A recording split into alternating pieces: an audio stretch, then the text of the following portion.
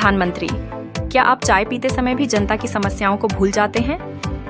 नहीं, चाय का हर एसिप मेरे जनहित की याद दिलाता है। सांसद शर्मा जी उठते हैं और ताला लगाए हुए सवाल पूछते हैं। दैनिक शर्मा जी, मोदी जी, अगर चाय में चीनी ज्यादा डालें तो क्या यह मीठा हो जाएगा या स्वास्थ्य के लिए हानिकारक? जनाब पीएम, शर्मा जी, मीठे को हमेशा संतुलित रखना चाहिए, जैसे हमारे लोकतंत्र में। सभापति ध्यान लगाने की कोशिश करते हैं लेकिन सभी हंस रहे हैं। स्पीकर, कृपया गंभीर रहें। पीएम, गंभीरता से चाय पीने से क्या फायदा? यह तो बातचीत है, इसलिए हल्का फुल्का होना चाहिए।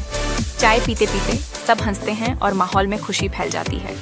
आरा विपक्ष, अच्छा मोदी जी, अगली बार चाय में क्या खास होगा? धन पीएम, हम चाय में ताजगी लाने का वादा करते हैं, जैसे हर नए बजट में। संसद में फिर से हल्की गहमागहमी शुरू हो जाती है और सभी ने चाय के साथ चुपचाप हंसी मजाक करने का आनंद लिया।